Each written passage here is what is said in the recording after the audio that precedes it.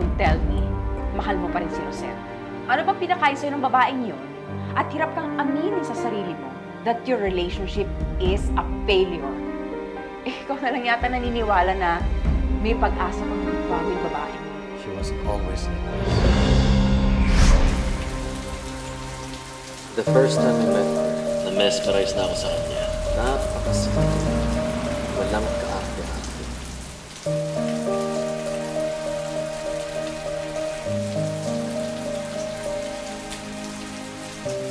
Miss! Flat gulong nyo! Flat yung gulong nyo. You need help? Sandali, sandali. Okay lang. Huwag kayo lumabas. Mababasa lang kayo. Sa'yo yan.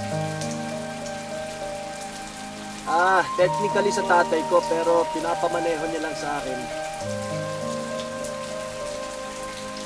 May taste ang tato. Mana sa akin.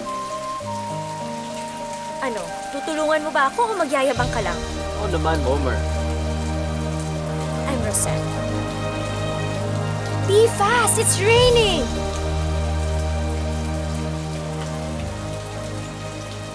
You first. Where do you see yourself 5 years from now? Well, probably working sa family business. And then pagkatapos nun, uuwi ako sa asawa ko at ang mga anak namin. In 5 years? Yeah. Bahala ko magkaroon ng 6 na anak. Ang dami naman nun. 6, 5, or 4. Kahit isa nga lang eh, basta happy at healthy yung pamilya ko. Okay na sa akin. Ikaw, where do you see yourself 5 years from now? Pareho tayo. I want a family as soon as possible. As a future interior designer, isa lang ang dream project ko. And that is to decorate my own home. After nun, pwede na akong mag-retire to focus on my kids. Really?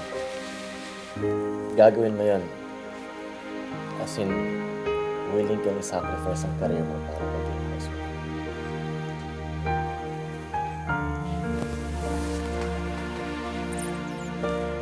Really?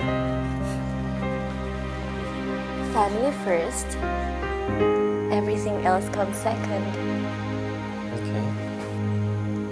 Well, let's make a family then. She was so sweet to me.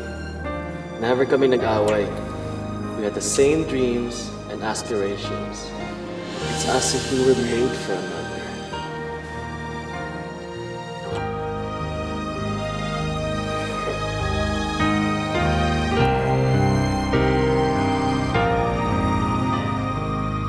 Hindi ako pwedeng mabuntis. Marami pa akong ambisyon. I wanna travel the world. Mag-a-abroad pa ako. Hindi ako pwede magka-baby. Rosette, huwag ka mag-alala. Akong bahala. Pananagutan ko yung baby natin. Di ganun kadali yun. Ano na lang sasabihin ko sa relatives ko? Isa akong disgrasyada?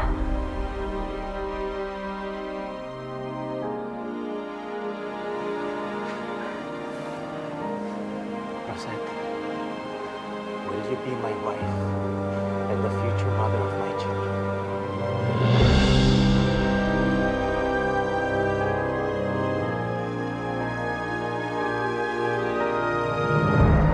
Nagsimula siya magbago after giving birth to Julie. Rosette, saan ka pupunta? Sinabi kong may reunion kami ng batch namin, di ba? Sino mag-aalaga sa baby natin? Tawagin mo si Yaya. I need to go. Malilate na ako. Rosette, hindi ka na dalaga para mag-party kahit kailan mo gusto. Nanay ka na. Start acting like one. I never signed up for this. Ikaw lang naman talaga agad ang gusto magka-baby. Ayoko pa maging ina. Masyado pa akong bata.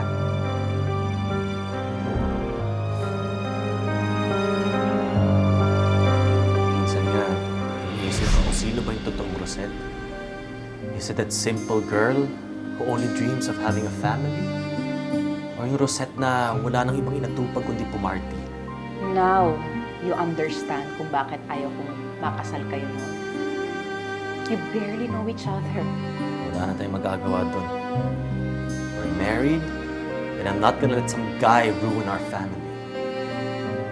So ano? Forever mo na lang ikukulong ang asawa mo?